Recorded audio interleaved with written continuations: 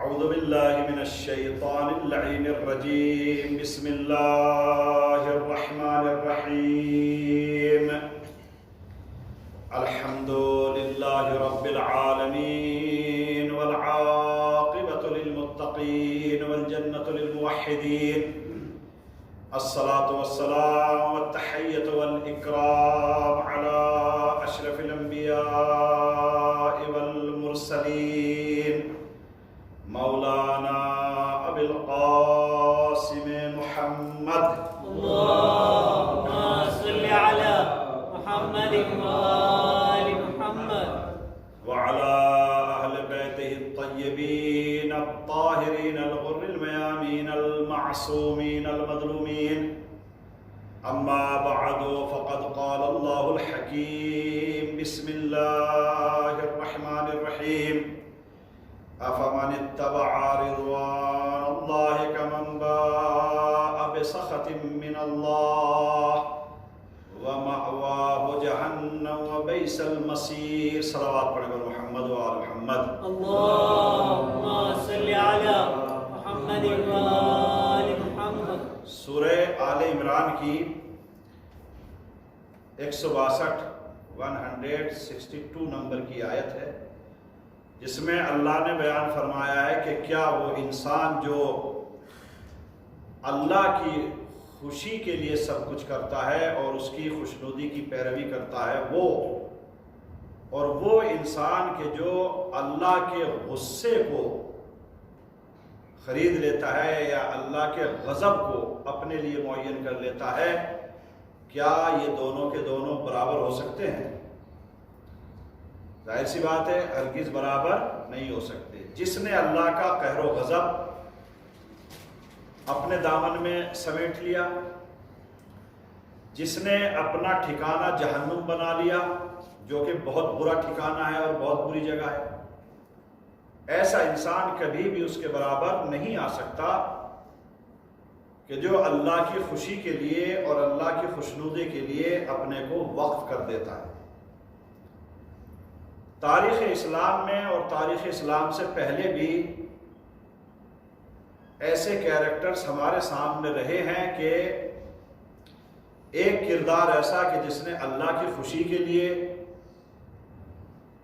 اور اللہ کی رضایت اور اس کی مرضی کے لیے سب کچھ قربان کر دیا،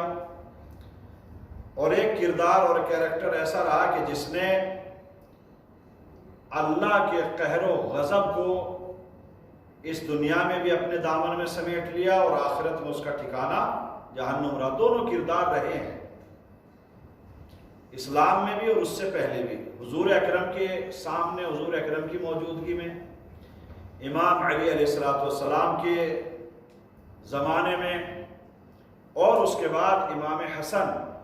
علیہ السلام کے ٹائم میں بھی یہ کردار موجود رہے۔ ایک کردار حسن ابن علی علیہ السلام کہ جن کی عبادت، جن کے اخلاقیات، جن کا فضل و کرم، جن کی مہربانیاں اپنوں کو بھی شامل ہوتی تھی اور دشمنوں کو بھی، جن کا فیض و کرم اپنوں کے لیے بھی ہر وقت رہتا تھا اور غیروں کے لیے بھی، جن کا دروازہ اور دسترخوان ہمیشہ اپنوں کے لیے بھی رہتا تھا اور دشمنوں اور غیروں کے لیے بھی رہتا تھا۔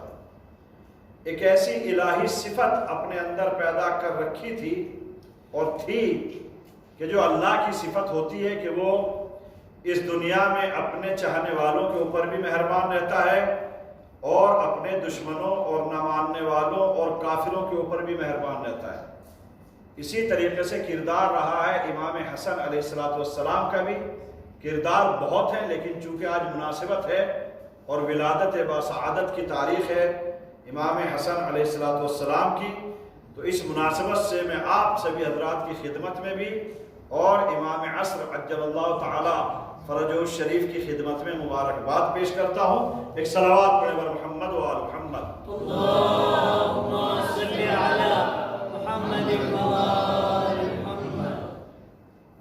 عبادات ظاہر سی بات ہے ہمارے عقیدے اور ہمارے نظریے کے اعتبار سے اگر ہم یہ دیکھتے ہیں کہ امام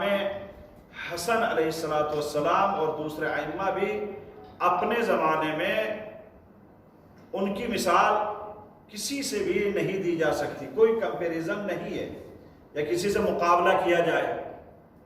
کہا ایک کردار ایسا، جیسا کہ میں نے آیت پڑھی ہے، کہ جس نے اپنی پوری زندگی کو،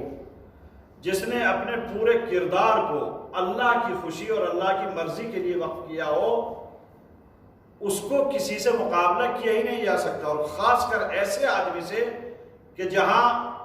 ایک اللہ کی مرضی کے لیے اور ایک اللہ کے قہر و غضب کے لیے زندگی گزارتا ہو۔ ان دونوں کا کوئی مقابلہ ہے ہی نہیں۔ بالکل ہم یہ کہہ سکتے ہیں کہ اگر اللہ اور شیطان کا مقابلہ کیا جائے تو وہ اچھائی اور صرف اچھائی ہے اللہ تبارک و تعالیٰ کی ذات، اور یہ صرف اور صرف برائی ہے، اس کے علاوہ کچھ نہیں ہے۔ بالکل ایسا ہی کردار ہم کہہ سکتے ہیں کہ امام حسین ایک اچھائی کا نام، امام حسین ایک بہترین کیریکٹر کا نام، امام حسین ایک بہترین عالم کا نام، امام حسین ایک بہترین صاحب فضیلت انسان کا نام، اور سامنے اگر مقابلے پر کوئی آتا ہے تو آپ دیکھیں گے کہ کچھ بھی نہیں ہے۔ اگر ولادت دیکھیں گے تو نجاست کے ساتھ ہوئی ہے، اگر اس کا پیدا ہونا ہی دیکھیں گے تو آپ کیا وصف، ممبر کے لائق بھی نہیں ہے کہ ایسے الفاظ ادا کیے جائیں، مگر پھر بھی لوگوں نے مقابلے پر لا کر کھڑا کر دیا، جبکہ ایک ہے جنت کا سردار اور ایک ہے جہنم کے بھڑکتے ہوئے شعلوں کا شکار اور اس کی غذا۔ ایک صلوات پڑھے بر محمد و آل محمد۔ اللہم صلی علی محمد و آل محمد۔ دونوں کردار برابر ہو ہی نہیں سکتے ہیں۔ آپ دیکھیے گا ایک مرتبہ دربار میں معاویہ کے بیان کیا جا رہا تھا، معاویہ نے اپنا خاندان بیان کرنا شروع کیا، اور وہ بھی امام حسن کے سامنے۔ کبھی کبھی ہوتا ہے نا انسان، جب کہا جاتا ہے، کہاوت ہے کہ جب گیدڑ کی موت آتی ہے تو گاؤں کی طرف کو بھاگتا ہے، شہر کی طرف کو بھاگتا ہے۔ امام حسن کے سامنے وہ بھی ایک مفسر کتاب، عالم باعمل، اللہ کی طرف سے علم کا خزانہ لے کر آنے والی شخصیت، اس کے سامنے اگر کوئی اپنے خاندانی اور اپنے کیریکٹر اور اپنے کٹنب کو بیان کرنے لگے تو ظاہر سی بات ہے خود ہی وہ اپنے لیے گڑھا کھود رہا ہے۔ بیان کرنے لگا اپنے فخر و مباحات کہ میرا باپ کون ہے، میرا دادا کون ہے۔ اب اس کے بعد جو امام نے بیان فرمایا صرف ایک جملہ کہ ہاں معلوم ہے تیری ماں ہندہ ہے جس کے چھت کے اوپر ہمیشہ فلیگ لگا رہتا تھا، تیری دادی نسیلہ ہے کہ جس کا کوئی کردار موجود نہیں ہے، اور اب آ میری طرف، میری ماں فاطمۃ الزہرا سیدۃ نساء اہل الجنہ، آیت تطہیر جس کی قصیدہ خوان، آیے مودت جس کے لیے بیان کی گئی ہے، آیے نمعلوم کتنی آیتیں ایسی ہیں جو بی بی کی شان میں نازل ہوئی ہے، اور سب سے بہترین اگر کہا جائے، سب سے بہترین آیت تمام آیتوں کی سردار آیت تطہیر ہے جو طہارت جناب فاطمہ کو بیان کرتی ہے۔ ایک صلوات پڑھے بر محمد و آل محمد۔ اللہم صلی علی محمد و آل محمد۔ اب کس کے سامنے اپنا حسب و نسب بیان کرے گا؟ امام حسن علیہ السلام اگر کردار دیکھیں تو ان کے نانا سے بہتر کوئی نانا نہیں ہے، ان کی نانی سے بہتر کوئی نانی نہیں ہے، ان کی ماں سے بہتر کوئی ماں نہیں ہے، ان کے باپ سے بہتر کوئی باپ نہیں ہے، ان کے بھائی سے بہتر کوئی بھائی نہیں ہے، ان کی بہنوں سے بہتر کوئی بہن نہیں ہے، ان کی اولاد سے بہتر اگر آپ دیکھیں گے ایسے کردار ملتے ہیں کہ جس کا کوئی مقابلہ ہے ہی نہیں۔ جو بیان کیا جاتا ہے آیت تطہیر کو پڑھیں گے تو امام حسن اس میں شامل، آیت مودت پڑھی جائے گی تو امام حسن اس میں شامل، اگر آیت مباہلہ پڑھی جائے گی تو امام حسن اس میں شامل، اگر شجرہ پڑھا جائے گا پیغمبر اکرم کا تو امام حسن اس میں شامل، اگر آپ دیکھیں گے مولا کائنات کے فضائل بیان کیے جائیں گے تو امام حسن ان کے فرزند ارجمند کہلائیں گے، اگر نسل رسول انا آتینا کل کوثر کی تفسیر اگر آپ دیکھیں گے کہ خداوند عالم نے بیان فرمایا اے رسول ہم نے تمہیں نسل کثیر عطا کی ہے، تمہیں قیامت تک کے لیے تمہاری اولاد موجود رہے گی، تو وہ اولاد کون ہے جس طریقے سے جناب فاطمہ کی اولاد میں امام حسن سے بھی سلسلہ نسب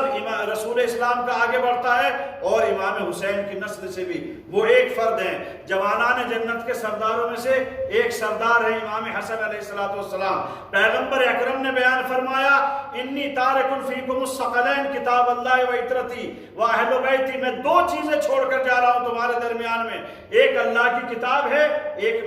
میرے اہل بیت ہے۔ اس میں اگر آپ دیکھیں گے جناب امام حسن آگے ہیں، اگر آپ وہ کتنی آیتیں اہل بیت کے لیے اگر آپ دیکھیں گے قرآن مجید میں کتنے کردار دیکھیں گے مومنین کے، کتنے کردار دیکھیں عالموں کے، کتنے کردار دیکھیں گے کریم لوگوں کے، ان سب میں امام حسن علیہ السلام صف اول میں دکھائی دیں گے۔ تبھی تو ایسا ایک بہترین کردار پیش کیا ہے امام حسن علیہ السلام نے، اور ان کی فضیلت اگر آپ دیکھیں گے، ایک یہ کتنی بڑی فضیلت ہے کہ جوانان جنت کے دو سردار، ایک امام حسن اور ایک امام حسین، مگر جس وقت امام حسن کی امامت چل رہی ہے تو امام حسین بھی آپ کی اطاعت کر رہے ہیں، امام حسین بھی آپ کی پیروی کر رہے ہیں۔ ایک صلوات پڑھے بر محمد و آل محمد۔ اللہم صلی علی محمد و آل محمد۔ زیادہ کچھ عرض نہیں کر سکتے ہیں وقت کی وجہ سے، مگر اتنی فضیلتیں اور اتنے فضائل ہیں کہ ظاہر سی بات ہے اگر ہم دیکھیں قرآن مجید کی کتنی آیتوں میں ہیں، جب بھی روایات میں ملتا ہے کہ جب بھی امام حسن علیہ السلام آیت اور قرآن مجید کی تلاوت فرمایا کرتے تھے، جب بھی اس لفظ کے اوپر پہنچتے تھے، جتنی جگہ بھی قرآن مجید میں آیا ہے یا ایھا الذین آمنو، تو آپ فوراً یہ بیان فرماتے تھے اور پڑھتے تھے لبیک اللہم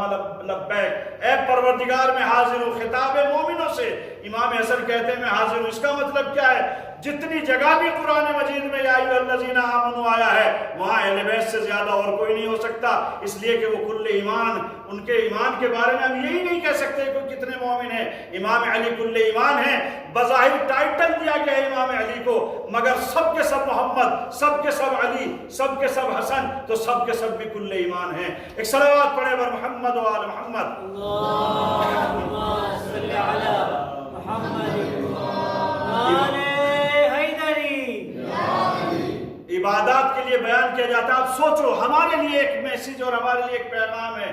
وہ جو خود جنت کے جوانوں کا سردار، جس کی رضا سے، جس کی مرضی سے، جس کے ہاتھوں کے ذریعے سے دوسروں کو جنت دی جائے گی، وہ جب اللہ کی بارگاہ میں کھڑے ہوتے تھے تو کہا جاتا ہے کہ موت کا تذکرہ ہوتا تھا تو رو پڑتے تھے، قیامت کا تذکرہ ہوتا تو رو پڑتے تھے، اگر برزخ کا ذکر آتا تھا تو رو پڑتے تھے، قبر کا منظر سامنے آتا تھا تو رو پڑتے تھے۔ تو یہ ہمارے لیے پیغام ہے کہ جب آیت تطہیر کا وارث خدا بند عالم کی بارگاہ میں کھڑا ہوتا تھا تو کہا جاتا تھا کہ چہرے کا رنگ بدل جائے، پورا جسم لرزش اس میں پیدا ہو جائے، کانپنے لگ جائے پورا جسم۔ کون؟ جو خود جنت دوسروں کو دے رہا ہے۔ مگر کیوں؟ اس لیے کہ ایسے مالک کے سامنے، ایسے حاکم کے سامنے، ایسے خدا کے سامنے کھڑے ہوئے ہیں کہ جو سب کا مالک ہے۔ تو یہ ہمارے لیے بھی پیغام ہے اور ہمارے لیے بھی میسیج ہے کہ جب میں تمہارا امام اللہ کی بارگاہ میں اس طریقے سے حاضر رہتا ہوں تو ظاہر سی بات ہے تمہارے لیے بھی ایک پیغام ہے کہ تم جب اللہ کی بارگاہ میں حاضر ہو تو سمجھو کہ میں غلام ہوں اور میرا آقا اور مولا وہ ہے۔ ایک صلوات پڑھے بر محمد و آل محمد۔ اللہم صلی علی محمد و آل۔ امام حسن کے زمانے میں اور اہل بیت کا سب سے فرنٹ لائن کے اوپر اگر سب سے بڑا دشمن تاریخ اسلام میں بیان کیا جاتا ہے کہ جس نے امام کی جنازے کے اوپر تیر تک بھی برسائے ہیں، مروان ابن حکم۔ مگر جب آپ کے اخلاقیات کا تذکرہ ہوتا ہے، جب آپ کے حلم اور بردباری کا ذکر ہوتا ہے تو اس ملعون کی زبان سے بھی نکلتا ہے کہ حسن کے مقابلے کا نہ کوئی حلیم ہے، حسن کے مقابلے کا نہ کوئی کریم ہے، حسن کے مقابلے کا نہ کوئی اخلاق کا مالک ہے۔ اگر مادی اعتبار سے مثال دی جائے تو پہاڑوں کی چٹانیں سرک سکتی ہیں، ہل سکتی ہیں، مگر حسن کے علم بردباری کا اور حسن کے اخلاقیات کا کوئی مقابلہ نہیں کر سکتا۔ ایک ایسا انسان کہ جو ہر وقت دشمنی اہل بیت میں، جس کی کہا جاتا ہے نس نس میں، رگ رگ میں، خون کے ہر قطرے میں دشمنی اہل بیت، مگر جب تذکرہ آتا ہے امام حسن کا تو اس سے بھی تعریف کیے بغیر نہیں رہا جاتا۔ تو ذرا سوچئے کتنے خوش نصیب ہیں ہم کہ ہم ایسے امام کے ماننے والے اور ایسے امام سے محبت کرنے والے ہیں۔ اور جب ہم امام حسن سے محبت کرتے ہیں تو پیغمبر اکرم کی ایک حدیث یاد آ جاتی ہے، محبوب خدا بھی بن جاتے ہیں، محبوب پروردگار بھی بنتے ہیں، محبوب مرسل اعظم بھی بنتے ہیں۔ پیغمبر اکرم نے ارشاد فرمایا الحسن والحسین سیدہ شباب اہل الجنہ۔ یہ ایک حدیث ایک جگہ پر بیان فرمایا الحسن والحسین امامان قامہ و قعدہ، دونوں کے دونوں امام ہیں، چاہے وہ بیٹھے ہوئے ہوں چاہے وہ اٹھے ہوئے ہوں۔ مطلب کیا ہے؟ چاہے سلو کریں تب بھی امام ہیں، چاہے جنگ کریں تب بھی امام ہیں، ہر حالت میں امام ہیں۔ اور اگلا جملہ جس میں ہم بھی شامل ہو جاتے ہیں، پیغمبر اکرم فرماتے ہیں وَأَنَا أُحِبُّهُمَا، میں ان دونوں سے بے پناہ محبت کرتا ہوں، وَأُحِبُّ مَن يُحِبُّهُمَا، اور ان سے بھی محبت کرتا ہوں جو ان دونوں سے محبت کرتا ہے۔ تو یقین جانیے اگر ہم محبت کا اعلان کریں، اگر ہم محبت کا اظہار کریں، اگر اپنے دل میں محبت اہل بیت بسائیں، اگر حسن و حسین کی محبت اپنے دلوں میں پروان چڑھائیں تو ہم محبوب پروردگار بھی بن جاتے ہیں، محبوب پیغمبر اسلام بھی بن جاتے ہیں۔ ایک صلوات پڑھے بر محمد و آل محمد۔ اللهم صل على محمد وآل محمد۔ الہی بحق الزہرا و ابیہا و بعلہا و بنیہا، پروردگار بحق محمد و آل محمد، یا اللہ ہماری اس مختصر سی عبادت کو قبول فرما، پروردگار ہمیشہ نیک عمل انجام دینے کی توفیق عطا فرما، گناہوں سے اور برائیوں سے بچنے کی توفیق عطا فرما، پروردگار سیرت اہل بیت کے اوپر چلنے کی توفیق عطا فرما، یا اللہ بحق محمد و آل محمد اہل بیت کے چاہنے والے دنیا میں جہاں کہیں بھی آباد ان کی جان و مال عزت و آبرو کی حفاظت فرما، پروردگار عالم بحق محمد و آل محمد ہم سب کی عاقبت بخیر فرما، ہماری بیماری اور مشکلات کو دور فرما، ہم سب کو صحت و سلامتی اور طول عمر عطا فرما، ہم سب کو دشمنوں اور حاسدوں کے شر سے محفوظ فرما، پروردگار ہم سب کو تمام مومنین و مومنات اور تمام افراد کو موجودہ وبا سے محفوظ فرما، جو اس وبا سے متاثر انہیں شفا عاجل و کامل عنایت فرما۔ کچھ افراد ایسے بھی ہیں جو مورد نظر ہیں اور وہ بھی اس مرض میں مبتلا ہو گئے ہیں، پروردگار ان کو بھی شفا کامل و عاجل عنایت فرما، یا اللہ بحق محمد و آل محمد، یا اللہ پرچم اسلام کو سربلندی عطا فرما، اسلام دشمن طاقتوں کو نیست و نابود فرما، علماء عالم کی حفاظت فرما، پروردگار خصوصاً رہبر معظم آیت اللہ خامنئی آیت اللہ سیستانی کو صحت و سلامتی کے ساتھ طول عمر عطا فرما، ان کو تمام طریقے کے فتنوں و فساد سے محفوظ فرما، شیاطین الجن والانس کے شر سے محفوظ فرما، یا اللہ بحق محمد و آل محمد،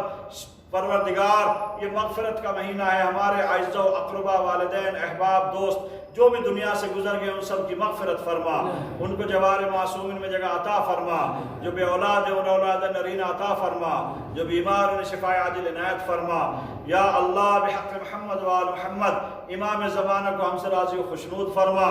امام عصر کے ظہور میں تعجیل فرما، ہم سب کو ان کے ناصرین و مددگاروں میں شمار فرما، ربنا تقبل منا انک انت السمیع العلیم۔